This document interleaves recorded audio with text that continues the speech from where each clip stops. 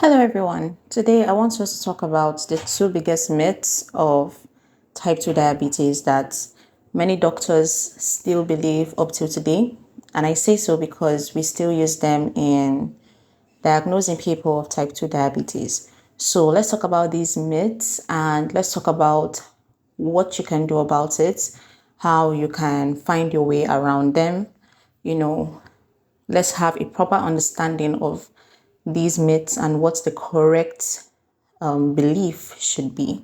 Okay, so this is a very important video and I've taken my time to put this presentation together.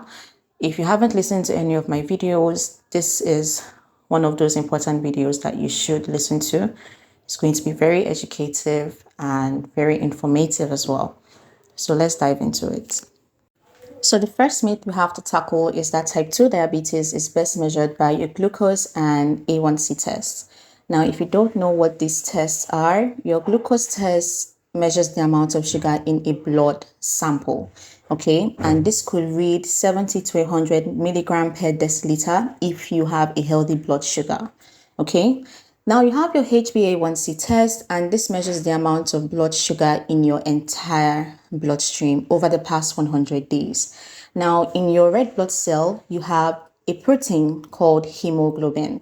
And when you eat food that your body eventually turns into glucose, the amount of, or should I say, the higher your blood sugar, the higher is going to attach itself to this protein that we call hemoglobin. Okay, now this hemoglobin has a lifespan of only 100 days. Okay, so when you take a HbA1c test, what you're actually measuring is the amount of blood sugar in your entire bloodstream over the past 100 days, which is more reliable than your regular blood glucose test. Okay, so why are these tests limited? The first limitation of these tests is that your blood glucose fluctuates all the time. It is an extremely controlled variable, okay? And these tests measure your blood sugar, which your body does a lot of work when it comes to regulating, because high blood sugar is an emergency. So let's take an example. What did you eat for breakfast or lunch today? Okay. Even before you finished eating whatever you had for breakfast or lunch, your body has to get enough sugar out of your blood because high blood sugar is an emergency. If your body does not counteract that by releasing enough insulin to take out as much sugar from the blood as possible, then you are going to be in a coma before you even finish your meal. So this glucose, this blood glucose, it's a very tightly controlled variable in your body system, because when it's too low, it's a problem. When it's too high, it's also a problem. Okay, so your body does a lot of work when it comes to regulating this blood glucose and making sure that it is in an appropriate range, that you don't have too much and you don't have too little, moving around your bloodstream. Okay, now I know that I have explained this before, but I'm going to explain it again for those people who have not heard this lecture before. Okay, remember, we're still trying to learn why our blood tests do not detect or measure type 2 diabetes effectively. Okay, now let's look at this graph. You have year one. Year one signifies 20 years before you were diagnosed with type 2 diabetes, okay? So you are eating a certain amount of carbohydrates, let's assume 5 blocks of carbohydrate foods, sugary foods, okay? Or foods that eventually turn into glucose when your body digests them, okay? And for your body to control this, you need 5 blocks of insulin to tackle it. No big deal, okay? Everything is fine. You eat, your body regulates your blood sugar, you are healthy, you are good to go. Now, 5 years later, nothing really changes in your diet, right? You are still eating the same amount of carbohydrates and sugary foods that you have been eating before. But because you don't clean out the pantry, and because your body has a limit for carbohydrates and sugary foods, you find out that the amount of insulin that your body needs to regulate your blood glucose, to keep your blood glucose in that healthy range of 70 to 100 milligram per deciliter, it now needs twice as more insulin to manage the same amount of carbohydrates that you are eating. Okay, so now you need 10 blocks of insulin as opposed to 5, okay, in year 5. All right, now if you take a glucose test in year 5, or if you take a HbA1c test in year 5, your blood glucose is really normal. Nothing is wrong with your blood glucose, right? But in your body system, things are going south. Okay, now let's look at year 15. You are still eating the same amount of carbohydrates and sugary foods, yet your body is doing 4 times as more work as it should to regulate the same amount of carbohydrate foods you are eating, just to regulate your blood sugar, to keep it in that healthy range. Now, in year 15, you are probably pre-diabetic, but if you take a blood glucose test in year 15, it will just jump a little. It will just read a little above 100. Okay, you wouldn't see it as a big deal. Okay, but internally, your body now does 4 times as more work as it is supposed to, just to regulate that blood glucose so that you don't die, okay, of high blood sugar, because this is an emergency, but you don't know it yet. Okay, now let's move on. In year 20, you find out that you now need 6 times more insulin to tackle the same amount of carbohydrate foods that you are consuming.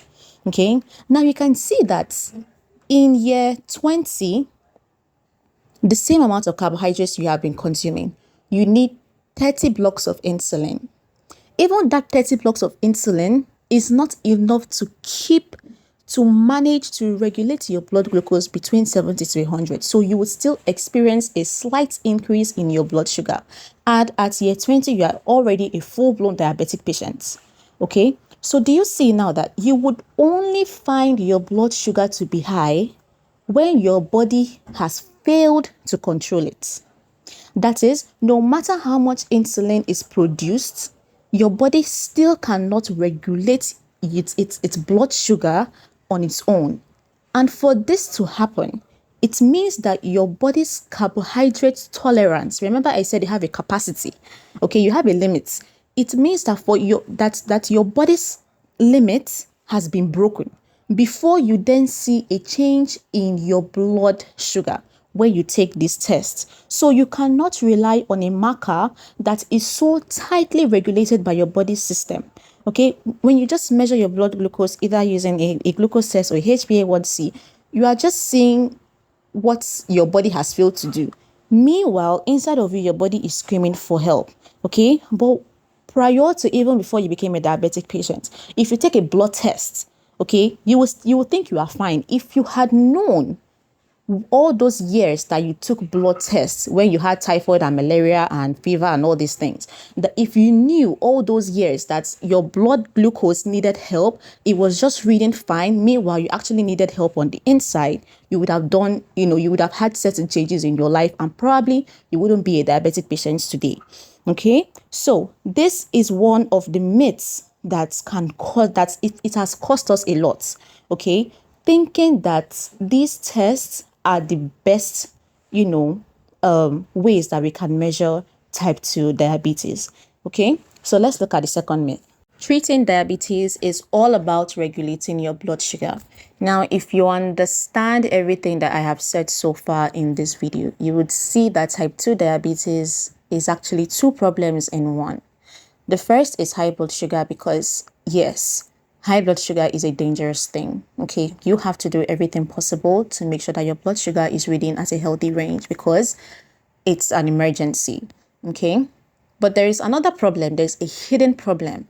That's high insulin. Okay, that is simply what we call insulin resistance. If you've ever been confused of the term insulin resistance, everything I explained in that graph is what we call insulin resistance. Skyrocketed insulin.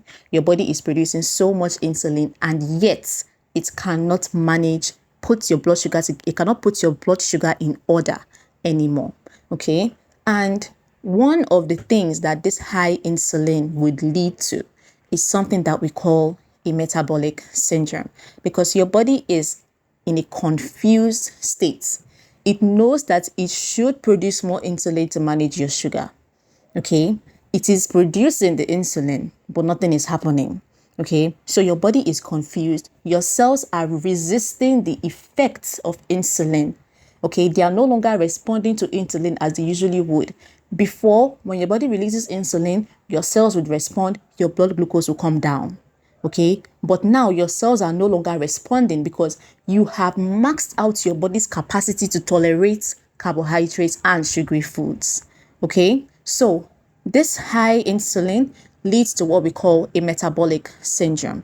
And this metabolic syndrome is the number one cause of medical deaths, okay, leading medical deaths in our world today. It's part of the reasons people have degenerative diseases. It's like dementia, Alzheimer's. It's part of the reasons people have things like arthritis, why people die from stroke, why people have high blood pressure, why people have cancer, why people have liver disease, kidney disease. Everything has a link one way or another to metabolic syndrome. And what causes it? This insulin resistance. Okay, so do you now see that it's a huge problem? And the thing is, it's even a hidden problem because nobody notices that insulin.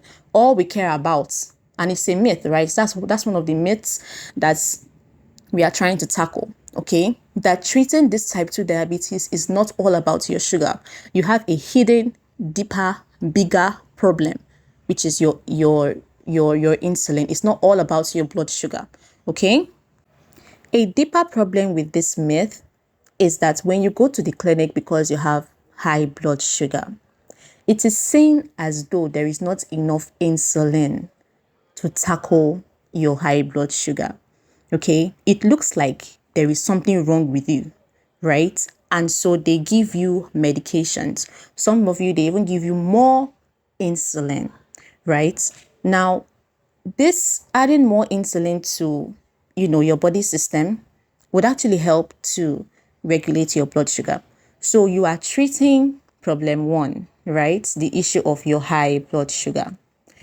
Meanwhile, the second problem, you are actually making it worse because your body doesn't need more insulin. As a diabetic patient, nothing is actually wrong with you. Your body system is not broken. What is your pancreas is working fine. Your insulin hormones are also working fine. Okay? They produce insulin as they are supposed to. It's not like they are not producing insulin, they are. But no matter the amount of insulin they produce, it is not enough to tackle your blood glucose because you've broken your tolerance for carbohydrates. Okay, so the problem is not actually your body.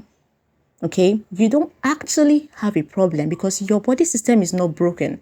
But when you go to the clinic and you measure a high blood sugar, it is seen as though you have a problem with your body system, like your body system is broken. So you now need to do something more, which includes adding more insulin. And when you add more insulin, yes, you will manage the blood sugar. But what you are doing is you are actually increasing the damaging effects of high insulin. Okay, because your body system is not broken. On a regular basis, you don't need more insulin, but now you are forced to add more insulin to manage your blood sugar, okay? Which is making you sicker because managing your blood sugar is good, but now you are managing your blood sugar, you are keeping your blood sugar low at the expense of your overall health. And one day somebody will just have a skyrocketed BP and slump. And we say, what is wrong with this person? The person had been managing his blood sugar. He had been on medications all his life. He had been managing his blood pressure. What's happened? We do not know.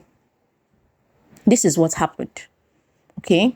When you force your body to do what your body cannot do on its own, you have even more problems. So what's the better solution? You have to treat this from the root cause. And what is the root cause? Too much carbohydrates and sugar. You have your own body's capacity. Don't say me and my husband, me and my wife eat the same amount of carbohydrates and sugar, yet I'm diabetic, she's not diabetic, etc. You have broken your own carbohydrates tolerance limits. You have broken your body's capacity. Okay, so what you have to do is to cut back on your sugary foods, your carbohydrate foods. That's aside. You also have to reduce how frequent you eat, because every time you eat, you raise insulin. Okay, every single time you eat food, you raise your insulin, because if you don't raise insulin, then you're going to die. Okay, so reduce the frequency of your meals. Okay, these three things in particular are what would decrease your insulin levels. Okay, and when you decrease insulin, you reduce your insulin resistance. Your cells can become more open to accepting insulin when you eat sugary foods, and your blood sugar would come down the way it came down 20 years ago. You didn't need to take medications for your blood sugar to come down. Okay, so when you treat your diabetes from the root cause, then you are killing your two problems with one stone. Okay, and I'm going to dive deeper into how you can reverse this insulin resistance using these methods I've already talked about, cutting down on certain foods and also the frequency of your meals in the next video. Okay, so thank you for listening. I would speak to you in the next video. I hope that this was helpful to you. Please share this with a friend who is diabetic, or someone who you know has a family member or a loved one who is diabetic. Okay, take care of yourself.